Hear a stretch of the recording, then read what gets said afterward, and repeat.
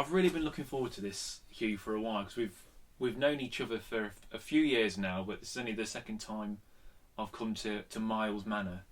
But it's an incredible. We're sat in Hugh's office right now. It's just a treasure trove of books, angling memorabilia, all sorts. And Hugh's garden is a nature reserve on its own. It's a phenomenal place. So thanks for coming on, I should say first.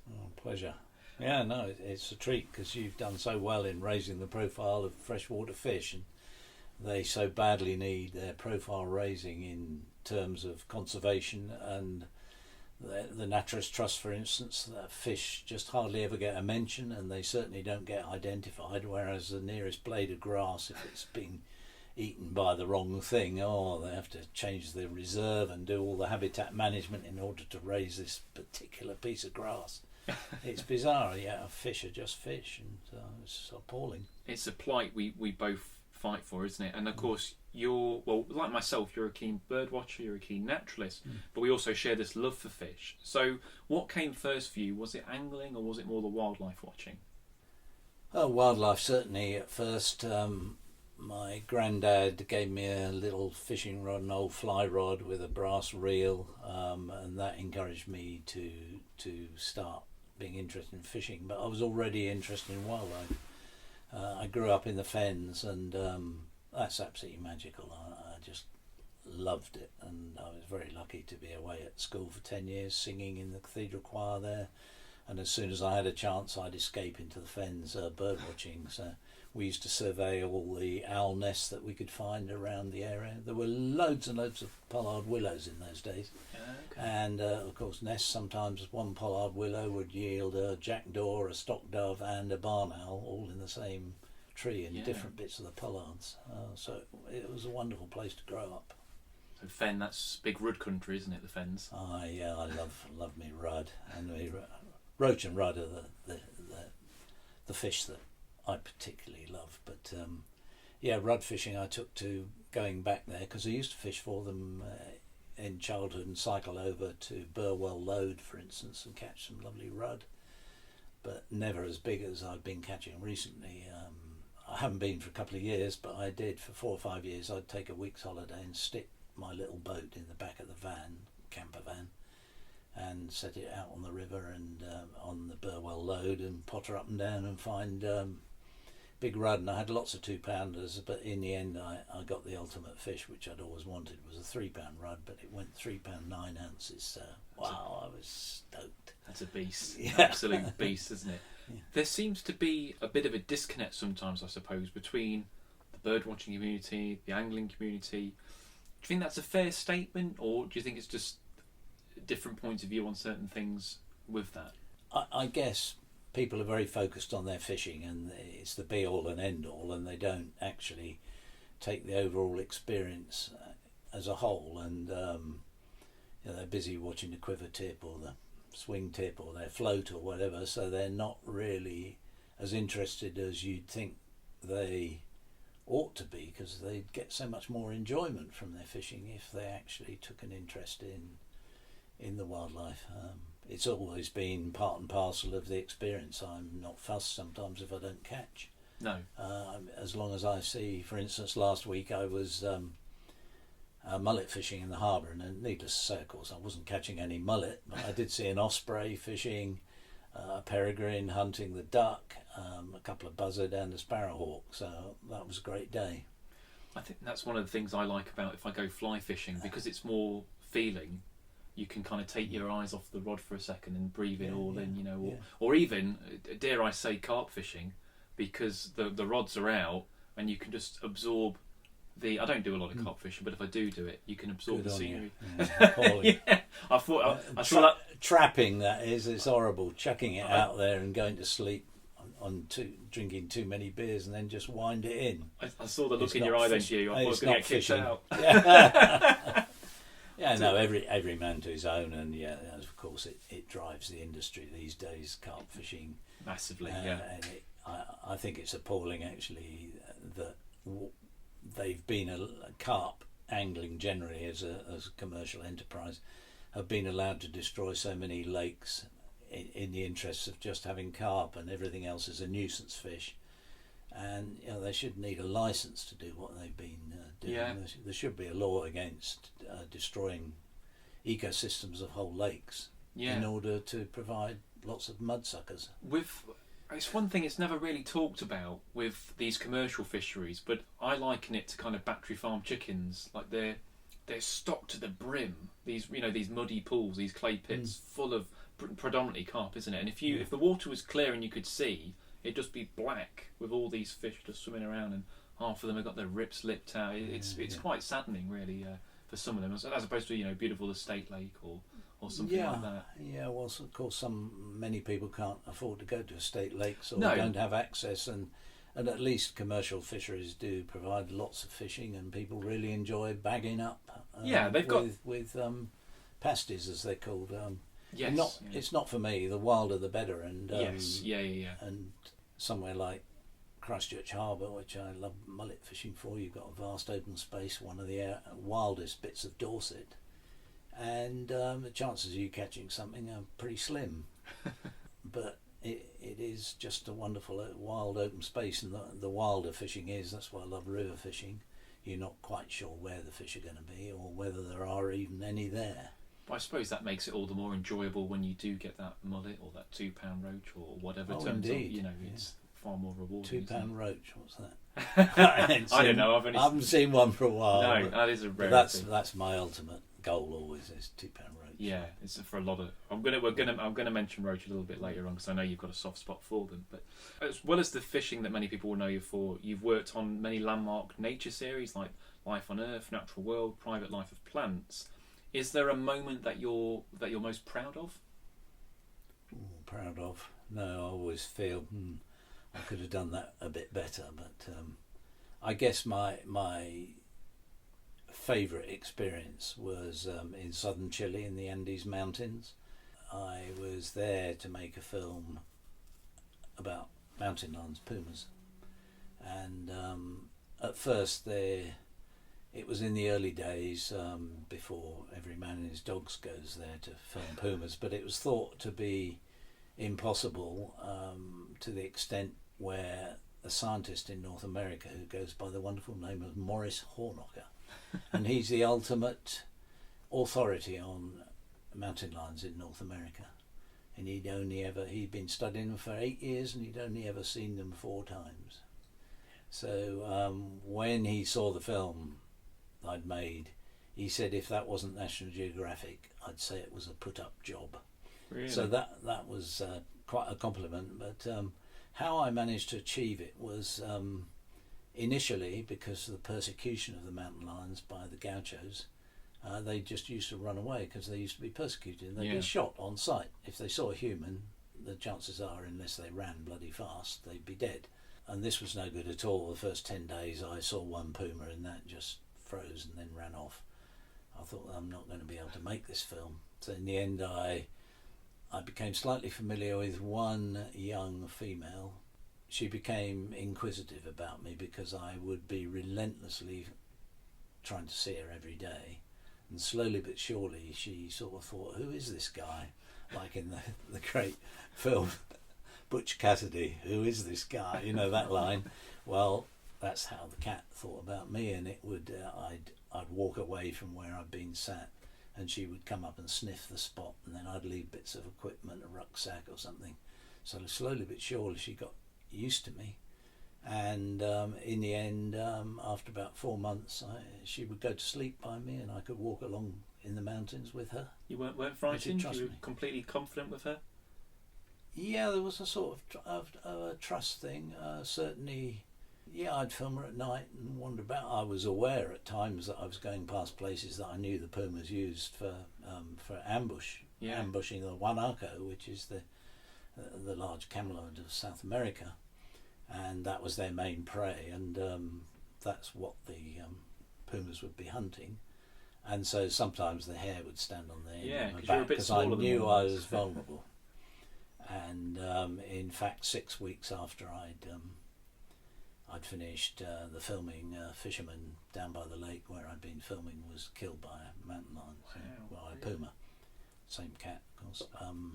And I think I wouldn't have been wandering around at night and especially on one occasion, I'd been filming her on a kill, and the light went because the cloud came over the moon, so I couldn't use my image intensifier anymore.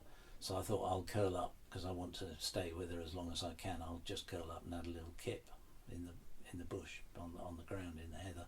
Obviously fell asleep, and the next thing I knew, I felt this slight crunch in the gravel by me, and there she was standing over me, sniffing me. Oh God. And that gave me a hell of a turn. I never ever lay down on the ground after that in the middle of the night. I bet. And if I'd known the fisherman had been, I wouldn't have been there at all. Oh God. So, but that was the most amazing experience, to be trusted by a wild cat like that, and be even greeted by her. One day I'd come home for Christmas to see the family and gone back there, and so I hadn't been there with her for about 3 weeks. And she came out of the cave and walked up towards me and actually meowed at me. Went, "Wow!" It struck me as a greeting. I mean, it nearly brings me to tears, just the thought that she would respond to my presence like that. She knew you that well. It was a bit of magic. Yeah, absolute magic. That's why we do this, I suppose, isn't it? At what point would you give up, or is there no giving up? Like, because you think that some of these camera operators, well, like yourself, spend months, maybe even years potentially. Is there a point when you're like, look, this ain't going to happen, or is it a case of you need to make it happen? You have to make it happen. Yeah. But there was one occasion when I thought, I'm not going to be able to deliver this film, and National Geographic and the BBC had put substantial amount of money into doing it. It took me 2.5 years to finish the film. That was several expeditions. 250 days I spent out in the bush, not just the travelling, but just being out there. And one stage, in the early stages, when all the cats were very nervous and I was in the process of trying to befriend Penny, as I called her, Penny the Puma, she was just beginning to trust me a bit, and then some gauchos had come into the park with guns, and we found blood in 3 caves. So they'd shot 3, and then we found the ropes and some blood and bullet cases and stuff, and I didn't see Penny for 10 days or something, and I thought, we're finished. And Donny, my assistant, Argentinian gaucho, lovely man, we just sat on the side of the hill, thought, we're finished, we're done. And then we just kept looking, but in the end Penny turned up. So we were in business. Oh God, well, 2 years of my life was depending on her being alive, because she was the one I could actually film. Yeah, hell of a lot of pressure as well, I suppose, or maybe. Yeah, not. I suppose always. Yeah, you've got to deliver. Yeah. Otherwise, you don't eat. You know that. Yeah. That's why I'm so skinny here. If you don't get any film, you don't get to eat. And it's as simple as that. So, yeah, you have to keep persevering. And you've worked on quite a few firsts, haven't you? So I think I'm right in saying, is it Shetland otters? You were the first one to work with those in terms of filming? Yes, I believe the first to make. Other people had got bits of film. Yeah. Especially in Mull, I think. There was a couple there who filmed them a bit. But it was the first complete otter film made, and it was for BBC One, the Wildlife on One Attenborough series. Yes. Yeah. And extraordinary. It was amazing because it got an audience of 17.3 million, I think.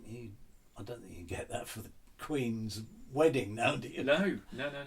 But it was in the good old days when there were hardly any television channels. But so incredibly popular animal. And then I thought I could do better than that, so I made a complete 1-hour film, The World About Us, on the otters, the same otter. And there again, I'd use this technique of trying to habituate one otter, and she'd swim up to me, and I was crouched down in the edge of the sea with her, and she swam up, and I tried to touch her on the head, but she just sank. She didn't ever let me touch her.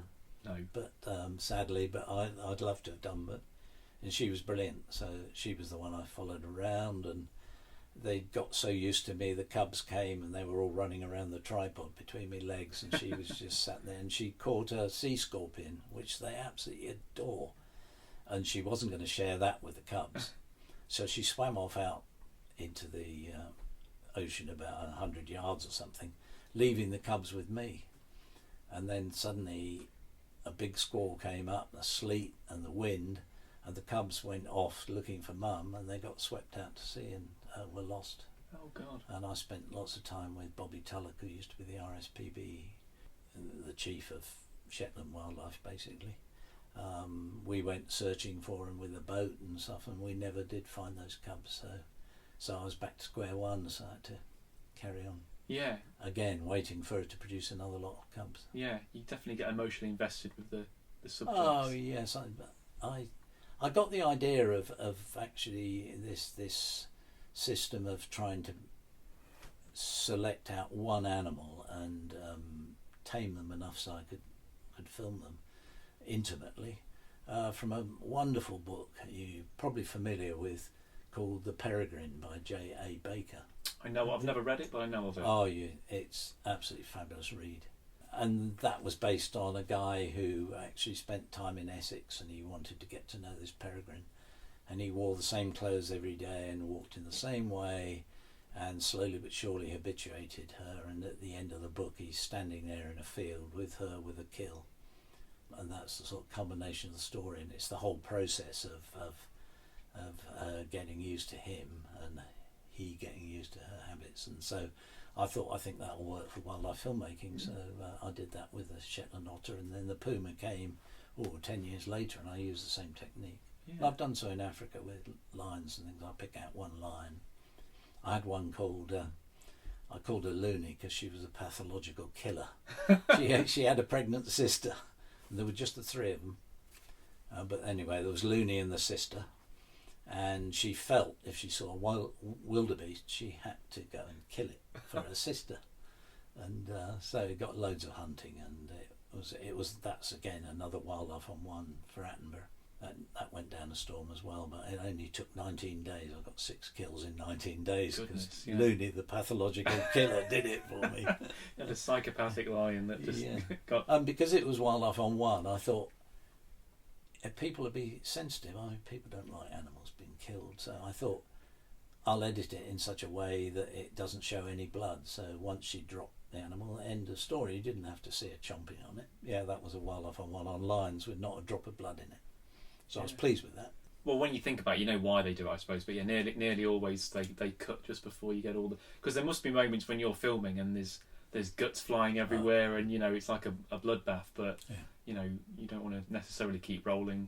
I don't know. Maybe you do film it, but no. Well, it depends what's going to happen. I did one about wild dogs, hunting dogs in East Africa. Absolutely wonderful animals. I didn't think I'd like them as much as cats. I love cats because they're so individualistic. But dogs, of course, are all busy amongst themselves, being a pack animal. Yeah. And so you're not really relevant to their lives, whereas with a cat you are. And wild dogs, of course, they drag the wildebeest down and then rip them apart.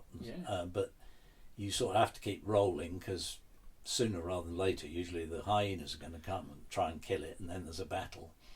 Or worse still, there's a big lion that comes, which I had to have happening, and a big male lion came in and stole the kill from them, and then of course the dogs are all going mad trying to get the lion off it, and one I called, who was the subadult, the beta male who led all the hunts, I called him Beta the lion biter because he'd go up and pull the lion's tail and bite the lion to try and get him off the kill.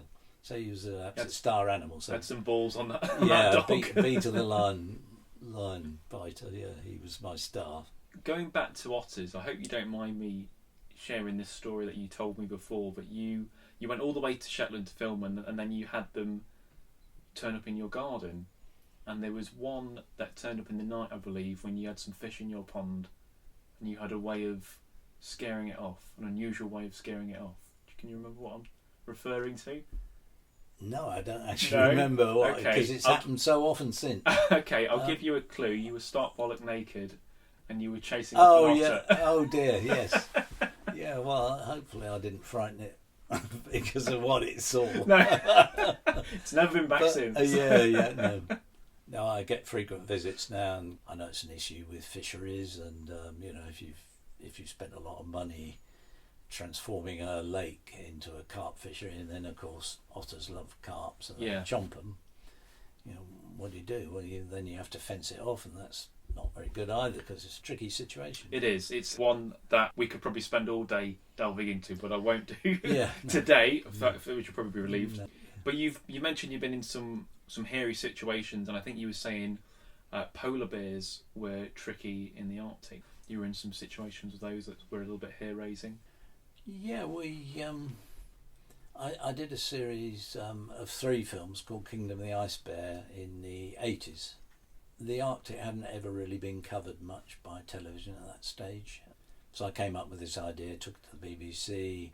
Mike Salisbury jointly produced it with me. We went off, we did 17 expeditions into the Arctic, and I got awarded a medal by the Royal Geographic Society for exploration, would you believe? So as late as the 80s, they still hadn't explored it all there. No, we were going to places that no one had ever been. It was an extraordinary experience, and the series went down really well, to the extent we got nominated for 6 British Academy Awards, which is extraordinary. We didn't win any of them. In fact, by the 5th one, Mike and I went off to the bar to have a drink because we thought this is a waste of space. Probably a clever thing to do. But we had some dodgy moments. One happened. The bear was on a kill and saw us, and I opened a flask of soup, and it was oxtail soup, so it was a bit like the advert actually, because the bear raised its nose and got a scent for this oxtail soup, so it started walking towards us thinking, oh, this smells really nice, I think we'll have some of this. And in the end, Ned Kelly, who's a producer, I said, and he started loading the rifle. I said, he's coming closer and closer, and I was on a big close-up and my heartbeat was going because it was getting very close. And I said, you better fire a shot over its head to warn it off, to frighten it off. And do you know, it didn't even blink, it kept coming. Really? I thought, oh shit, we're in deep doo-doo now. And luckily another bear came to steal its kill, so it turned around and went back to it. So that was a moment of some anxiety. That's not what you want on your gravestone, is it? Killed because I had some soup and a bear ate me. Madness. Yeah. They're big animals, polar bears, and not something you want to get on the... Well, they stand... they stand, so when they stand up, they're sort of 11 feet, so they're towering over you. We had another time when we were filming in a fire tower. It was about 40 feet. And it was very old and rickety, and we got hit by a hurricane. And we thought if it blows over, we're dead. But so we had no protection down below. We hadn't made an igloo and put food and water and armaments down below. So we did that in the middle of the storm, and we stood back to back. I was doing the collection, all the camera gear and the food had blown off into the snow, and we stood back to back, and the assistant was behind me with a Magnum pistol because there were 40 polar bears all around us. And you never know whether if you cleared something and it was actually a polar bear under the snow as opposed to, because they'd all been buried. Oh my goodness. So that was a horrible moment. We did, and it wasn't just me as an English wimp, but the helicopter pilot who spent all his life flying around the Arctic and been working with polar bears. I said, I hate to be a wimp, but did you think we were going to die last night? And he said, yes, I did. and it carried on blowing all day, but we put this protection in, and we had a rope that we could shin down if the tower started blowing over. Yeah. And then in the end it blew out. So, but that was one of those moments in life when I thought I might die, and you get a very wet, cold palms from the fear. It's really weird. Yeah. It happened another time. I was in Bangladesh filming a man-eaten tiger, which I'd been sent out there by the BBC, and I said to the BBC, well, I've got a wife and children. I said, you'll have to take out life insurance for me. And they said yes, and I thought, well, maybe I shouldn't be going, because the BBC never agreed to pay for anything. Anyway, I got out there, and there was great tension, and I had to film these tigers, and I said, oh, what's up? What's happening? And they said, oh, well, 6 days ago one of the fishermen was killed by this man-eater. Wow.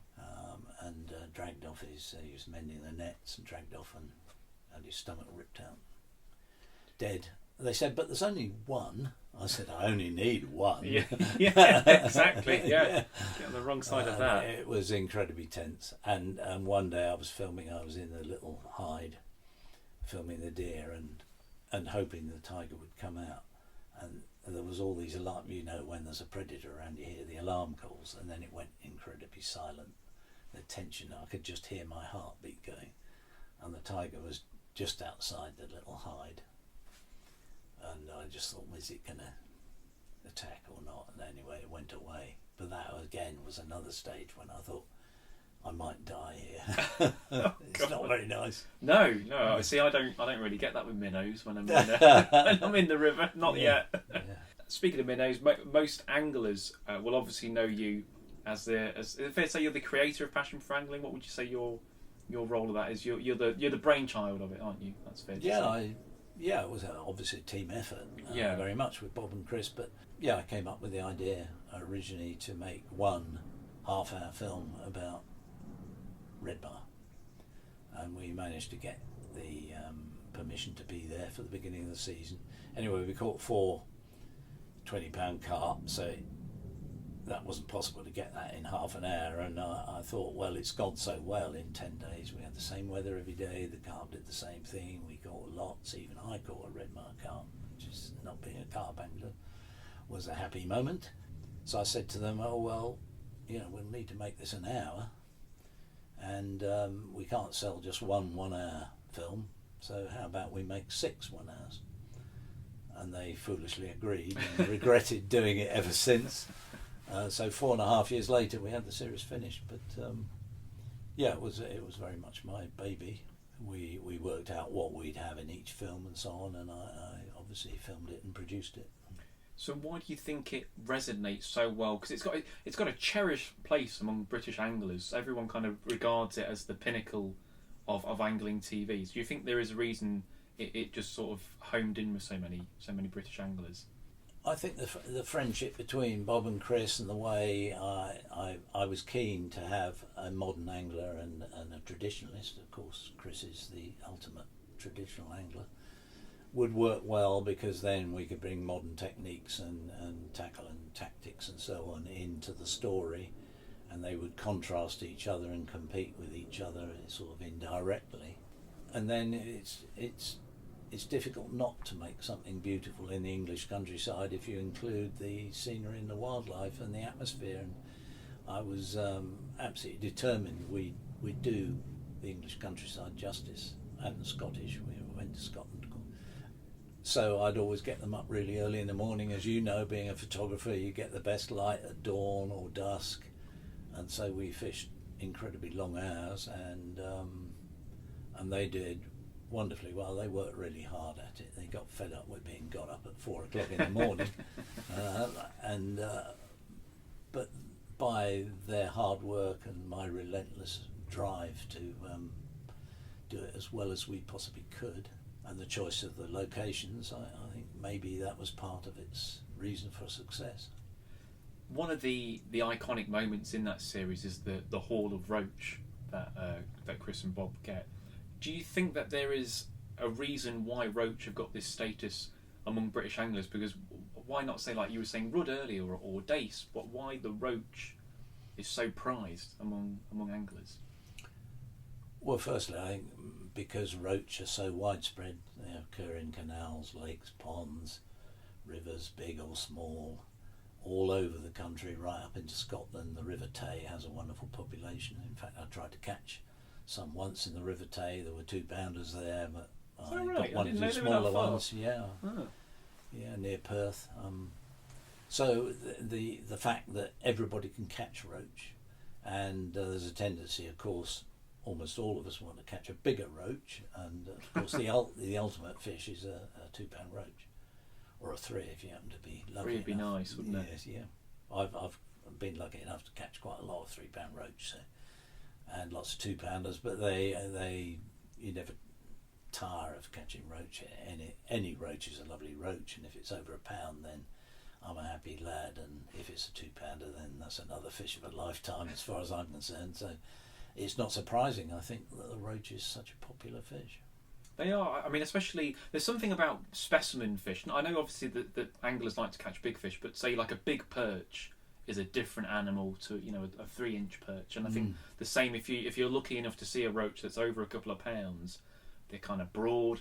I don't know if I'm romanticising it too much, but they're just wise. You look at them and they've lived a life, and I quite like it when you get the ones actually when they have got slight imperfections where they might have a little scar, because it tells you a bit more of a story. Like that one's evaded a pike one day, or a cormorant. I was trying to get through without saying the C word. Don't mention the cormorant. Yeah. Oh God. But yeah, they live a hard life, definitely. Well, they're old and wise, and a big roach generally they're very difficult to catch. Yeah.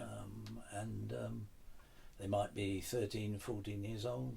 I caught a 3-10-pound roach 2 years ago from a lake. Admittedly, that only weighs half. Really, it's worth half a river roach. But as Stuart Wilson says up the LA, he says, "Oh, it's a lake fish, it only counts half." You'll have to speak to him tomorrow about that. But I caught that fish and I had the scale. A scale came off in the net, and I didn't photograph it and hold it up or anything else. So I kept that scale and sent it to a scientist, and he said that's 9.5 years old. So amazing growth rate. Yeah.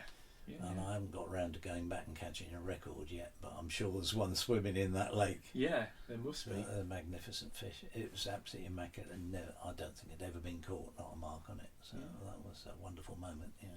I mean, we both work hard to try and push fish. Why do you think fish are so shunned? So much in UK filmmaking, particularly, they just tend to stick primarily with birds and mammals, and fish often are kind of just left on the back seat. So do you think there's a reason for that?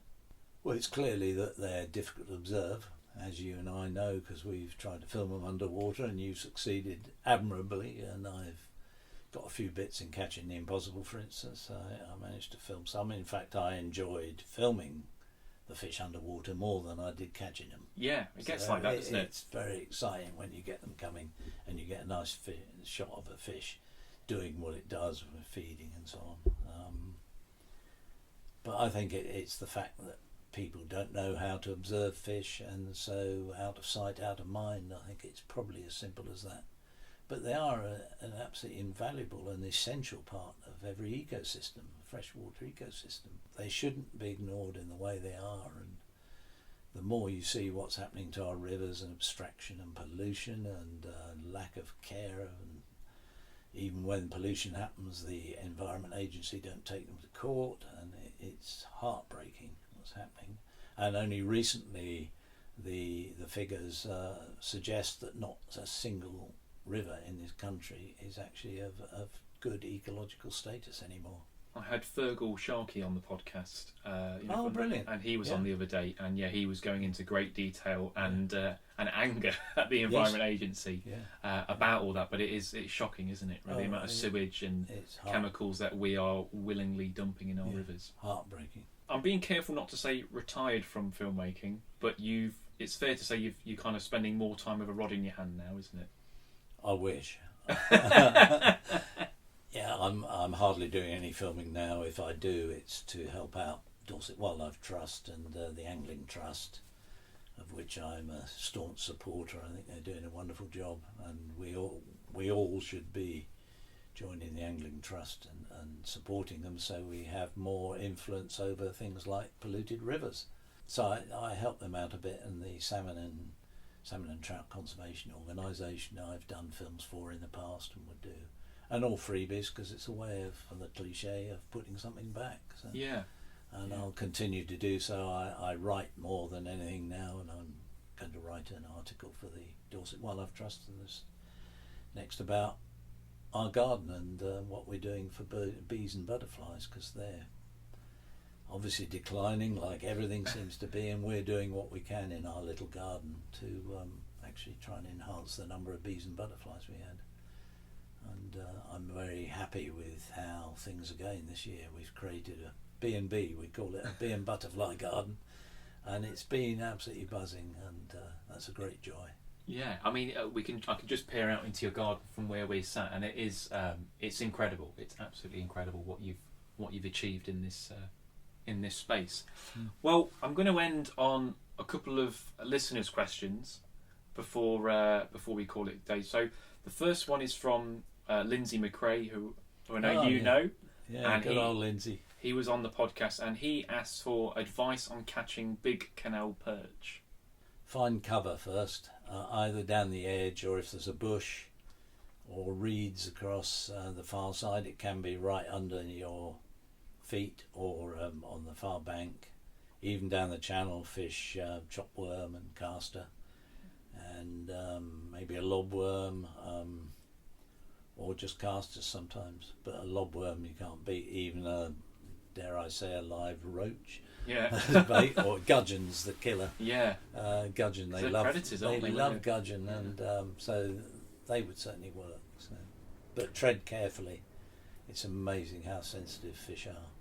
Yeah. One story, if I may add, is when we were doing passion for angling at Redmar, and I had a scaffold so I could film the guys and film the carp swimming around, and I'd be talking to Chris down below in a normal voice like this, and the carp, we'd have several 20-pounders up in the shallows furrowing around, they'd just melt away.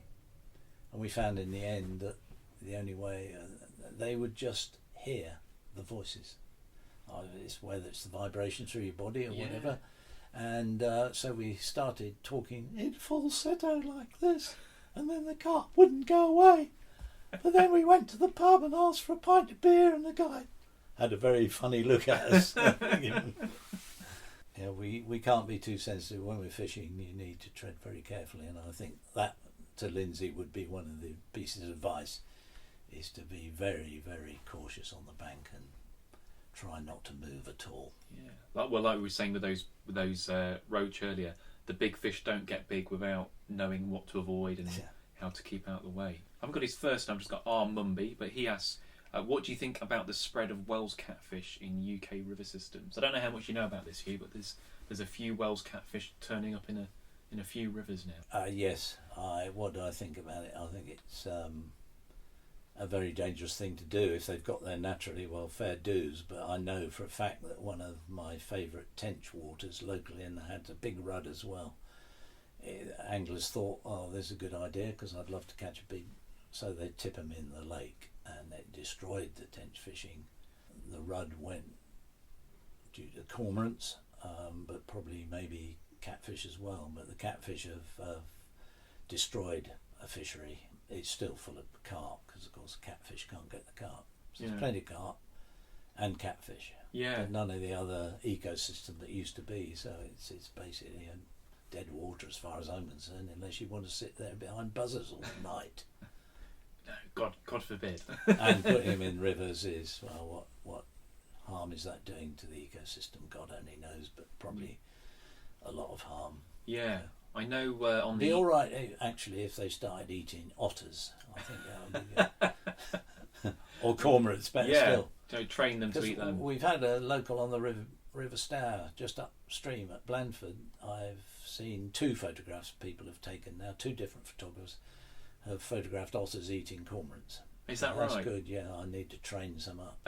You get the one in your garden and get it on it. I know in the Ebro where they've got the catfish, there were several endemic barbel species, and they've all more or less just gone now because the cats eat them. I mean, my local River Trent, I wouldn't say they're common by any stretch of the imagination, but I think if you put your mind to it, you could probably target them. They are in certain stretches. So I've got nothing. I mean, catfish are incredible creatures, and I think they're great if it's a stocked pond away from a river.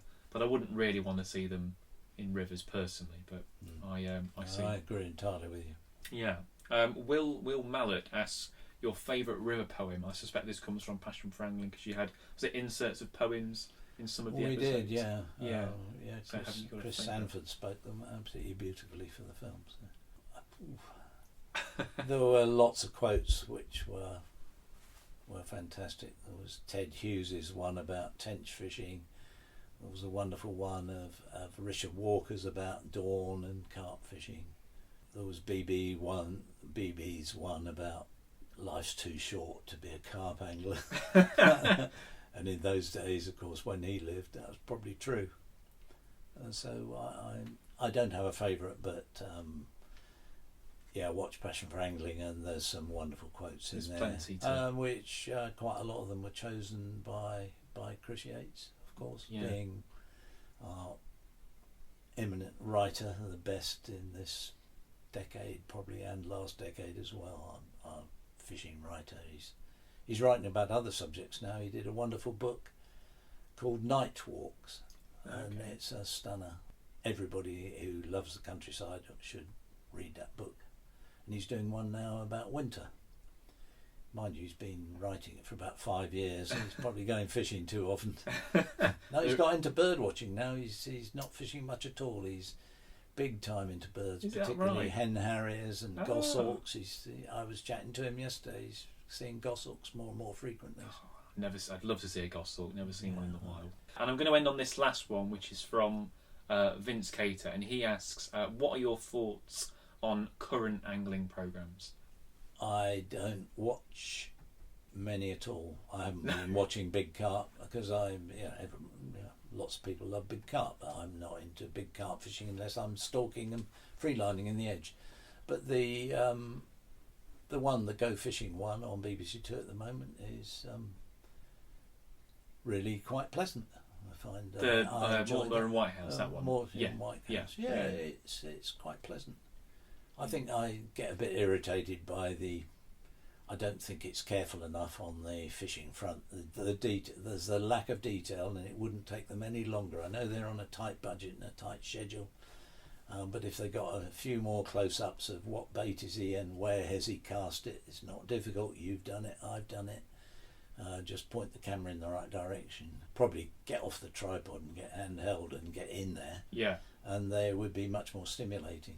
Because the two guys are good value, it's really good. But the actual fishing is almost an excuse for being there, which of course is a cliche for fishing. It's an excuse for being there.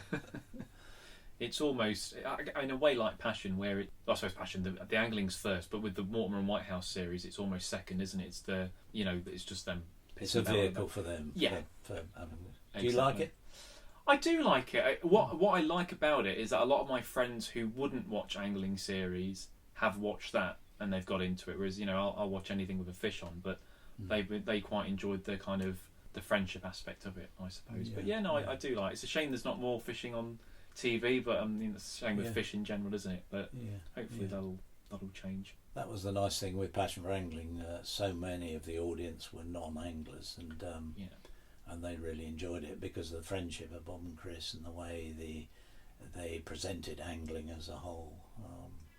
In fact, we got one. Our best ever comment was a postcard. This guy had written in. He said, "I don't fish. I don't even like fishing, but I'm hooked." Great compliment, isn't it? Yeah. And I think on that we'll call it a day. But look, I really appreciate you taking the time to do this. It's nice to be in the room with someone again. This is only the second one I've done where I've physically actually been able to chat to someone, and it's been an absolute pleasure, Hugh.